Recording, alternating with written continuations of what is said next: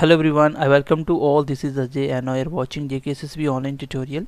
So guys आज हम physics का लेक्चर नंबर 6 पढ़ने वाले हैं और आई होप आज हमारा पहला यूनिट ख़त्म हो जाएगा, जिसमें मैं आपको न्यूटन्स के सेकंड लॉ के बारे में बताऊंगा और न्यूटन थर्ड लॉ के बारे में पढ़ने के साथ ही पहला हम पहले ही पढ़ चुके हैं. इसके साथ ही आपके न्यूटन्स लॉ भी ख़त्म हो जाएंगे प्लस आपका फिजिक्स का फर्स्ट यूनिट भी ख़त्म हो जाएगा. देन इसके बाद हम बहुत सारे क्वेश्चन उठाने वाले. अभी जितना भी आपने पढ़ा उसको हम इम्प्लीमेंट करेंगे कि आपने कितनी चीज़ें अच्छे से सीखे और एग्जाम में क्वेश्चन कैसे आते हैं मैं तो आपको साथ साथ बता रहा हूँ और अब उसको हम प्रैक्टिकली भी करेंगे. तो आज की क्लास मैंने थोड़ा सा एनिमेशन का इस्तेमाल करा है ताकि आपको न्यूटन्स के लॉ बहुत अच्छे तरीके से समझा पाऊँ. तो चलिए क्लास को स्टार्ट करते हैं. आज का क्लास बहुत अच्छा होने वाला है.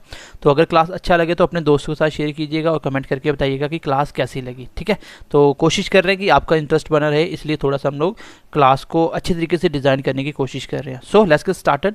पहले हम कॉन्सेप्ट पढ़ेंगे, फिर हम लोग एग्जाम्पल के थ्रू आपको समझाने की कोशिश करेंगे. ओके. इससे पहले हमने न्यूटन का फर्स्ट लॉ पढ़ा था.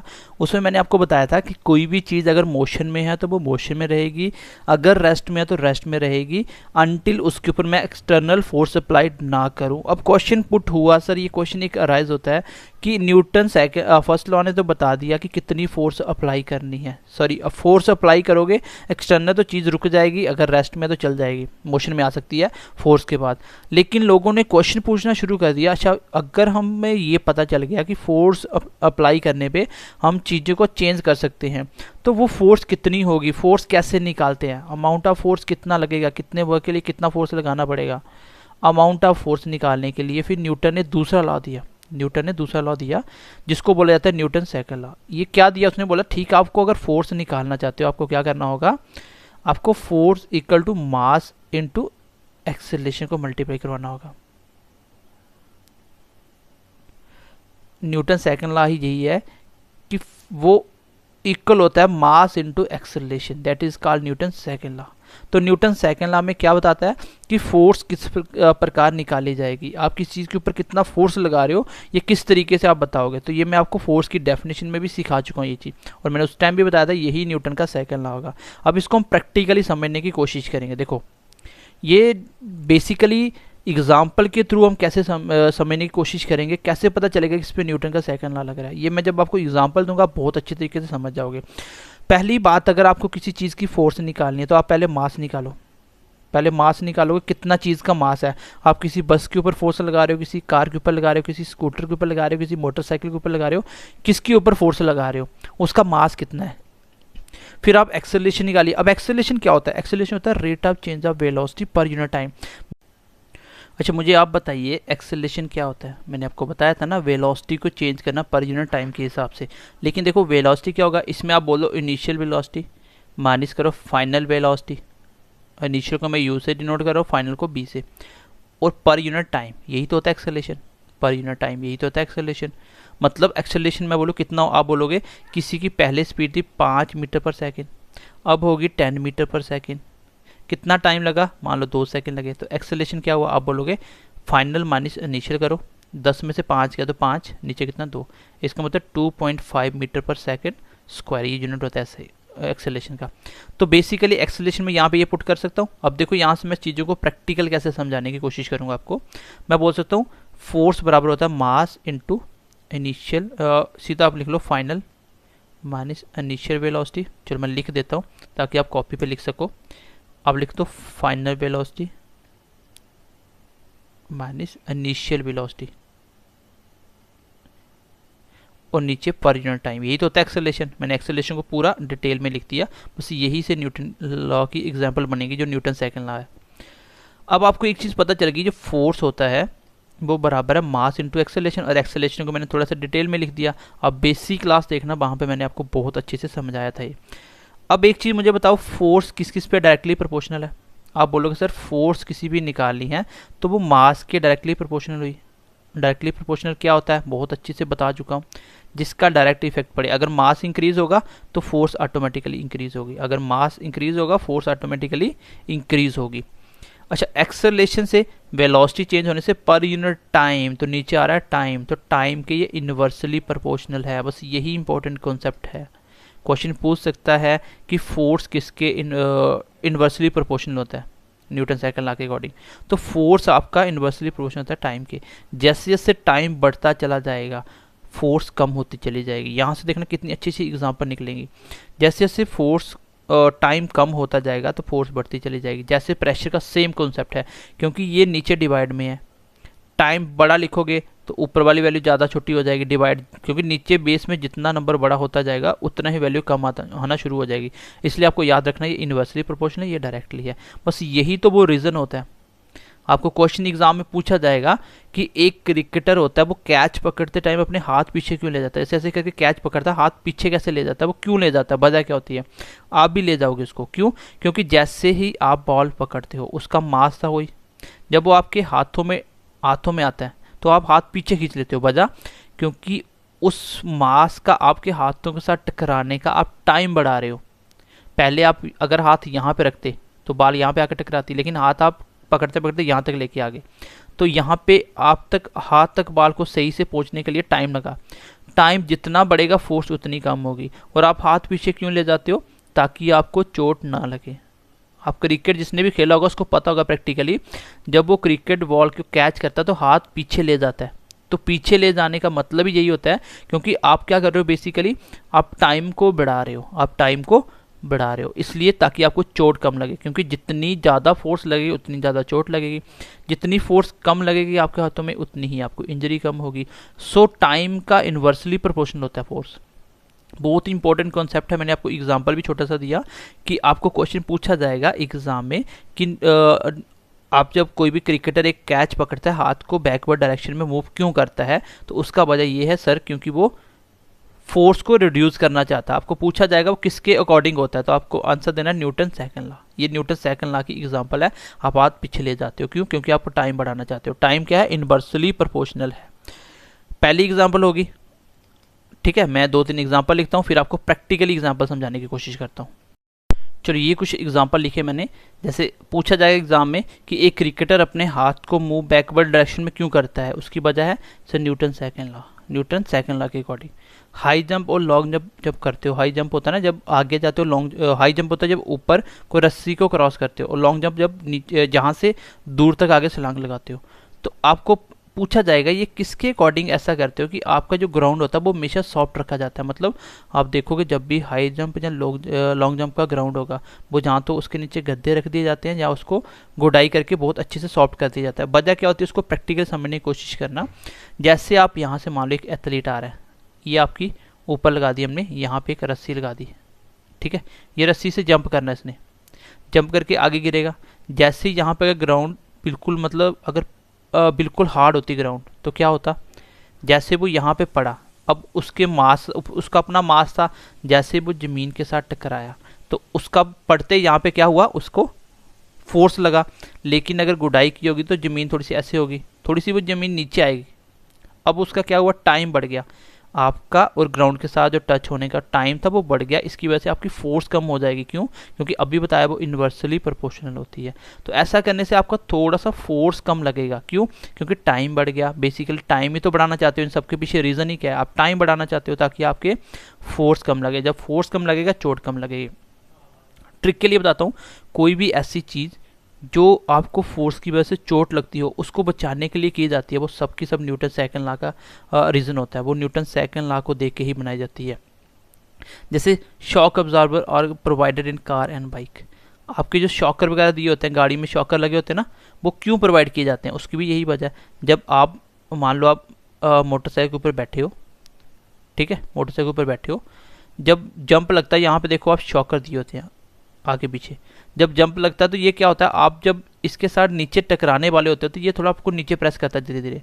उससे क्या होता है, टाइम बढ़ जाता है। जब टाइम बढ़ जाता है तो फोर्स कम लगेगी, फोर्स कम लगेगी तो आपको इंजरी भी कम होगी। तो शॉकर इसलिए दिए जाते हैं क्योंकि वो टाइम को इंक्रीज करने का काम करते हैं, जिसकी वजह से फोर्स कम लगती है। अब एग्जाम्पल 2-3 मैं आपको प्रैक्टिकली लेकर समझाता हूँ। ये इसके एग्जाम्पल याद रखना, ये एग्जाम में पूछे जाते हैं। न्यूटन सेकंड लॉ बेसिकली हमें फोर्स से निकालना ही बताता है, लेकिन फोर्स से क्या क्या वो बता सकता है वो आपको समझ होनी चाहिए कि फोर्स किस पे डायरेक्टली और किसके इनडायरेक्टली प्रोपोर्शनल होती है। फॉर एग्जांपल देखो, ओके, जैसे ये छोटी सी एग्जांपल हम समझने की कोशिश करते हैं। जैसे यहाँ पे आप देखेंगे कि ये आदमी देखो इसको फोर्स लगा रहा है, अब इस बंदे का मास है वो उतना ही है, इस बंदे ने इसको क्या किया, जोर से फोर्स लगाया। जैसे इससे पहले समझने की कोशिश करें, इस बंदे ने थोड़ा सा फोर्स लगाया तो बंदा एक्सेलरेट कम करा। क्यों? अब फोर्स कैसे पता चला, एक्सेलरेट कम किया, मास उसका उतना ही था। अब उसने दूसरी बार फोर्स ज़्यादा क्यों हुई, फोर्स ज़्यादा लगाने की इसलिए मुझे पता चला क्योंकि उसमें आपका एक्सेलरेशन भी फास्ट हुआ। उसमें आपका देखो एक्सेलरेशन कितना फास्ट हुआ, देखो उसने इस बार क्या किया, मुझे कैसे पता चला फोर्स ज़्यादा लगाई, क्योंकि बंदे का एक्सेलरेशन फास्ट हुआ प्लस मास तो कॉमन था ना, पहले वाला मास। थोड़ी फोर्स मुझे कैसे पता चला कि बंदे ने फोर्स कम लगाई है, क्योंकि उसका जो मास था वो तो वही इंसान था, एक्सेलरेशन देखो थोड़ा सा हुआ तो मुझे पता चला कि फोर्स कम लगाई है। लेकिन दूसरे बार इसने जोर से धक्का दिया, बंदे की एक्सेलरेशन फास्ट हुई, मास तो वही था। तो इसका मतलब मास पे डायरेक्टली प्रोपोर्शनल होगा, मास पे डिपेंड करेगा और एक्सेलरेशन पे डिपेंड करेगा। जैसे अगली एग्जाम्पल देखो, नेक्स्ट एग्जाम्पल आगे भी का दिया, लेकिन धक्का देने की वजह से ये गाड़ी आगे चली नहीं। क्यों? क्योंकि फोर्स कम लगा रहा है। ये देखो थोड़ा सा धक्का दिया क्योंकि फोर्स कम लगाई है। अब 3 बंदे धक्का दिया, जोर से दिया। अब बताओ फोर्स ज़्यादा लगी कम लगी, मुझे बताओ फोर्स ज़्यादा लगी कम लगी। आप बोलोगे सर फोर्स ज़्यादा लगी। क्यों? क्योंकि गाड़ी का एक्सेलरेशन फास्ट हुआ। पहले वेलोसिटी 0 थी, जहाँ खड़ी थी, अब आगे कुछ भी होगी 10-20 जितना भी हुआ है, तो आपने देखा कि उतने ही टाइम में उसने इस बार एक्सेलरेशन ज़्यादा कर दिया, तो मुझे पता चल गया कि फोर्स ज़्यादा लग रही है इसके ऊपर। जैसे होता क्या, फोर्स मास इनटू एक्सेलरेशन, क्योंकि डायरेक्टली प्रोपोर्शनल दोनों के। अब देखो जैसे ये इसको धक्का दे रहा है लड़की को, तो थोड़ा थोड़ा हिल रहा है, वो डिस्टेंस कम कवर कर रहा है। क्यों? क्योंकि फोर्स कम लगा रहा है। अब देखो फोर्स ज़्यादा लगाई, एक्सेलरेशन फास्ट हुआ। क्यों? क्योंकि फोर्स ज़्यादा लगा रहा था। तो न्यूटन सेकंड लॉ में यही कहता है कि जितनी ज़्यादा एक्सेलरेशन होगी, जितनी ज़्यादा फोर्स लगाओगे, उतनी ही ज़्यादा आपका जितनी ज़्यादा एक्सेलरेशन जितना ज़्यादा होगा और जितना मास ज़्यादा होगा, दोनों का डायरेक्टली प्रोपोर्शनल होता है। ठीक है, चलो मैं इसको एग्जांपल से आगे एक बार फिर से थोड़ा सा एक्सप्लेन करता हूँ, फिर हम न्यूटन का थर्ड लॉ पढ़ने की कोशिश करते हैं। अभी तक हमने सीखा कि न्यूटन सेकंड लॉ बोलता है कि फोर्स आपका डिपेंड करेगा, चीज़ का मास चेक करो, उसमें देखो एक्सेलरेशन कितना हुआ। एक्सेलरेशन में आपको बेसिक में बहुत अच्छे से सिखा चुका हूँ। सो गाइज एक्सेलरेशन, तभी मैंने छोटी छोटी डेफिनेशन आपको समझाने की कोशिश करी थी। तो अब इसके थ्रू आप समझ पा रहे होंगे कि यहाँ पे फोर्स कैसे पता चलेगा कितनी लगी। आप देख रहे हो मास, और जब मैंने एक्सेलरेशन ज़्यादा फास्ट करा, इट मीन्स कि मैंने फोर्स ज़्यादा लगाई थी। तो फोर्स पे डायरेक्टली प्रोपोर्शनल है, फोर्स का डायरेक्टली प्रोपोर्शनल मास है, और फोर्स का ही डायरेक्टली प्रोपोर्शनल कौन है, आपका एक्सेलरेशन। लेकिन टाइम का इन्वर्सली प्रोपोर्शनल होता है, ये चीज़ ध्यान रखना। ठीक है, चलो आगे इसको समझते हैं हम न्यूटन थर्ड लॉ को। ठीक है, चलो बेसिक सी बात ये है कि आप कंप्यूटर का एग्ज़ाम दे रहे हो, then nobody will ask you the definition of any of the concept. Just आपको कॉन्सेप्ट को समझना होगा, डेफिनेशन कोई नहीं पूछने वाला। सो न्यूटन लॉ तो सबको पता है, लेकिन प्रैक्टिकली समझ नहीं होती। जब क्वेश्चन पूछता है तो आपको वो एग्जांपल देता है कि अगर ऐसा हो रहा है तो इसके पीछे कौन सा नियम लागू हो रहा है न्यूटन का। तो न्यूटन सेकंड लॉ मैंने अभी आपको एग्जांपल भी दिया कि बंदे की फोर्स मुझे तब भी पता चलता है कि बंदे का मास कितना और एक्सेलरेशन कितनी जल्दी हुआ। आपने देखा जैसे ही मास तो एक ही बंदा कॉमन था, एक बार एक्सेलरेशन कम कर रहा था तो मुझे पता चल रहा था फोर्स कम है, जैसे एक्सेलरेशन बढ़ाया फोर्स बढ़ गया। मतलब फोर्स डायरेक्टली प्रोपोर्शनल मास के, force directly proportional to acceleration के, force inversely proportional to time, क्योंकि एक्सेलरेशन के अंदर टाइम भी आता है। तो ये तीनों चीज़ें आपको पता होनी चाहिए, यही से क्वेश्चन पूछा जाता है। और एग्जाम्पल जो भी पूछेगा आप देख लेना कि इसकी वजह से जो काम किया गया, क्या उससे मुझे इंजरी कम होगी, फोर्स कम लगेगा, तो समझ जाना वो न्यूटन का सेकंड लॉ है। न्यूटन थर्ड लॉ पढ़ते हैं, बहुत आसान, आप सबको पता है। Newton third law, Newton third law बहुत आसान है। क्या बोल रहा है न्यूटन थर्ड लॉ? ये बोलता है एवरी एक्शन एब इक्वल एंड अपोजिट रिएक्शन। हर एक एक्शन का इक्वल एंड अपोजिट रिएक्शन होता है। जैसे आप एक्शन करोगे उसका सेम अपोजिट रिएक्शन होगा। जैसे अगर आप जितना ज़्यादा पाप करोगे आपके खिलाफ भी उतना ही ज़्यादा पाप होगा, किसी के साथ गलत करोगे आपके साथ भी गलत होगा। न्यूटन थर्ड लॉ का बहुत अच्छा एग्जांपल है। अपने पास बैठे किसी फ्रेंड को जोर से चांटा मार दो, वो रिप्लाई में उससे भी ज़्यादा जोर से चांटा मारेगा, तो उस एक्शन का इक्वल और अपोजिट रिएक्शन भी हुआ। मतलब कुछ भी करोगे तो वो अपोजिट भी होगा उसका। जैसे मैं इसको एग्जाम्पल के थ्रू समझाता हूँ आपको, बहुत आसान है ये न्यूटन थर्ड लॉ। इसकी एग्जाम्पल बहुत सारी, जैसे मैं एग्जाम्पल कुछ लिख भी देता हूँ, पहले एग्जाम्पल लिख देता हूँ। जैसे ये है आपका रॉकेट चलते हैं आपके, आप देखो कि जब आपके रॉकेट चलते हैं तो नीचे से ऐसे आग निकलती है, गैस। तो वो जितनी ज़्यादा नीचे प्रेशर जनरेट करेंगे उतना ऊपर जाएगा। मतलब अपोजिट जो काम करेगा उसका अपोजिट आपके ऊपर एक्शन होगा। जितनी जोर से ऊपर जाएगा उतनी फास्ट पीछे वो गैस जनरेट करेगा, उतना ज़्यादा प्रेशर क्रिएट करेगा। तो रॉकेट किस प्रिंसिपल पे काम कैसे चलता है, उसका नियम होता है न्यूटन थर्ड लॉ की वजह से। जितना वो ज़्यादा नीचे गैस रिलीज करेगा, जितना प्रेशर जनरेट करेगा। और इसका बेसिकली जो रॉकेट किस प्रिंसिपल पे काम करता है वो होता है conservation of linear momentum. Linear momentum के ऊपर काम करता है। कोई भी चीज़ का मोमेंटम कांस्टेंट होता है, बिफोर और आफ्टर जीरो होता है हमेशा। मोमेंटम क्या होता है, मास इनटू वेलोसिटी। आपको बोला जाएगा कोई चीज़ रेस्ट पे उसका मोमेंटम क्या होगा। अगर कोई चीज़ रेस्ट पे उसका मोमेंटम क्या होगा, आप बोलोगे सर मोमेंटम क्या होता है, मास, और जब रेस्ट पे तो velocity zero, zero something multiply zero equal to zero. तो जीरो को किसी से भी मल्टीप्लाई कर दो तो ऑलवेज भी जीरो। सो मुझे पता चल गया कि मोमेंटम क्या होता है, मास इनटू वेलोसिटी। तो ये लीनियर मोमेंटम आपका प्रिंसिपल होता है, उसके सिद्धांत पे काम करता है। लेकिन रॉकेट जो एग्जांपल किसका है, ये भी न्यूटन थर्ड लॉ का है। जैसे बुलेट फायर करते हो, ओके, जैसे ये मैं एग्जांपल बताता हूँ आपको। जैसे आप देखिए ये बंदा बुलेट फायर करने लगा, जैसे इसने बुलेट फायर किया इसका एक्शन हुआ कि आपकी बुलेट निकल के आगे गई, और उसका अपोजिट रिएक्शन भी हुआ। तो पीछे झटका लगता है ना राइफल से। तो it must be remember that action and reaction always act on different object. तो हमेशा दो अलग अलग ऑब्जेक्ट के ऊपर होता है। मतलब कि एक एक्शन अगर आप बुलेट के ऊपर कर रहे हो तो उसका अपोजिट रिएक्शन आपके ऊपर हो रहा है। तो ऑब्जेक्ट क्या होने चाहिए, दोनों डिफरेंट होने चाहिए। These two forces are always equal in magnitude but opposite in directions। तो इन दोनों का मैग्नीट्यूड इक्वल होता है, मतलब मास दोनों का एक जैसा होता है। मतलब जितना भी जो भी चीज़ के ऊपर लग रहा है जहाँ से बुलेट, उतना ही मैग्नीट्यूड दूसरी साइड भी आएगा। जितना फोर्स का मैग्नीट्यूड इस साइड है उतना ही दूसरी साइड आएगा, लेकिन दोनों की दोनों अपोजिट डायरेक्शन में होंगे। पहली बात कि न्यूटन थर्ड लॉ बोलता है कि कोई भी चीज़ का इक्वल एंड अपोजिट रिएक्शन होगा। जैसे आप जिस साइड फोर्स करोगे उसका अपोजिट आपके साइड भी लगेगा। जैसे इसने बुलेट फायर किया, जैसे इस बंदे ने बुलेट फायर किया, जैसे इसने बुलेट फायर किया तो आपने देखा क्या हुआ, बुलेट फायर करते ही ये जो आप देख रहे हो गन में से बुलेट निकल रहा है, तो ये आगे अगली साइड किया। जितना मैग्नीट्यूड इस चीज़ का होगा उतना अपोजिट आपको पीछे रिएक्शन को देखने को मिलेगा। तो यही देखना, एक्शन का भी रिएक्शन होगा। तो इस बंदे के ऊपर फोर्स लगा और ये बंदा पिछली साइड गिरने के लिए धक्का खाएगा। तो एक चीज़ याद रखना कि ऑब्जेक्ट दोनों डिफरेंट डिफरेंट के ऊपर होता है। एक ऑब्जेक्ट के ऊपर एक्शन हुआ तो दूसरे के ऊपर रिएक्शन होगा, अलग अलग जगह फोर्स लगते हैं। तो दोनों फोर्स का मैग्नीट्यूड सेम होगा बट दोनों अपोजिट डायरेक्शन में होंगे। ठीक है, नेक्स्ट एग्जाम्पल देखो। जैसे ये बॉल नीचे फेंकी, ये देखो एक्शन हुआ। अब एक्शन होने के बाद इसका अपोजिट ये बैक अपने आप जाएगी, किसी ने पकड़ के थोड़ी फेंकी है, अपने आप ऊपर की है, तो ये रिएक्शन हुआ। तो एक्शन के साथ रिएक्शन होगा ही होगा, दोनों के दोनों अपोजिट डायरेक्शन में होगा। दोनों के दोनों का रिएक्शन अपोजिट डायरेक्शन में होगा। जैसे इस बंदे ने साइकिल चलाना स्टार्ट करी, तो ये बंदा देखो जब भी साइकिलिंग कर रहा है तो होता क्या बेसिकली, इस बंदा जब भी कर रहा है, ये टायर है ना, ये अर्थ को पिछली साइड खींच रहा है। जैसे ये साइकिलिंग कर रहा है तो ये टायर का फोर्स पिछली साइड चल रहा है, और यही उसकी वजह से आपको ये अपोजिट आगे की साइड धक्का दे रही है। अर्थ आपको अगली साइड धक्का दे रही है। आप फोर्स अर्थ के ऊपर लगा रहे हो, लेकिन अर्थ की वजह से ही आपको ये अगली साइड धक्का दे रही है। आप पिछली साइड फोर्स, जब आप पैडलिंग करते हो तो आपको पता है टायर पिछली साइड चल रहे हैं, ये अर्थ को क्या करता है, पिछली साइड धकेलता है, और इसकी वजह से अर्थ आपको अगली साइड धकेलती है।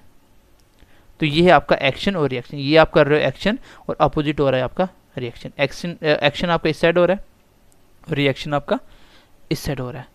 तो किसी भी चीज़ का इक्वल एंड अपोजिट रिएक्शन होना ही न्यूटन का थर्ड लॉ कहलाता है। तो आई होप ये बहुत अच्छे से समझ पाए होंगे तो किस तरीके से न्यूटन थर्ड लॉ काम करता है। और आपको पता है अर्थ कभी ख़त्म नहीं होती, घूमते रहो, चारों साइड घूमते रहोगे। तो ये था आपका न्यूटन का सेकंड और थर्ड लॉ। ये एक और एग्जांपल देख लो छोटी सी, ठीक है। एक और एग्जांपल, जैसे देखो न्यूटन थर्ड लॉ की एग्जांपल है, जितनी पीछे उसने खींचा एक्शन हुआ और उसका अपोजिट रिएक्शन भी हुआ। ठीक है, there is an equal and opposite reaction. ये पिछली साइड गई जब आप पीछे खींच रहे थे, और छोड़ोगे तो वो अगली साइड जाएगा। इक्वल एक्शन और इक्वल रिएक्शन भी होगा। यही तो है न्यूटन का थर्ड लॉ। जैसे आपका कोई भी वर्ड्स वगैरह फ्लाई करते हैं, किसकी वजह से, क्योंकि आप लोग निचली साइड फोर्स करते हो, वो आपको ऊपरली साइड धकेलता है। ठीक है, वो आपको ऊपरली साइड धकेलता है। ये सारी एग्जांपल है, आप बहुत अच्छे तरीके से चीज़ों को समझ सकते हो। मैंने छोटी छोटी एग्जांपल लेके आपको न्यूटन्स के लॉ समझाने की कोशिश करी, और उम्मीद करता हूँ अब आप न्यूटन्स का लॉ वगैरह सीख चुके होंगे बहुत अच्छे तरीके से। अब अगले टाइम से इसको आप गलती नहीं करोगे। सो मिलते हैं, चलिए अगली क्लास में। ध्यान रखिए अपना, bye bye, take care and God bless you. तो दोस्तों के साथ शेयर कीजिएगा। अगर आपको ये एग्जाम्पल अच्छी लगी हो, मेरी कुछ चीज़ें समझ आई हो, तो प्लीज़ अपने दोस्तों के साथ शेयर कीजिएगा। मिलते हैं अगली क्लास में। Bye bye, take care and God bless you.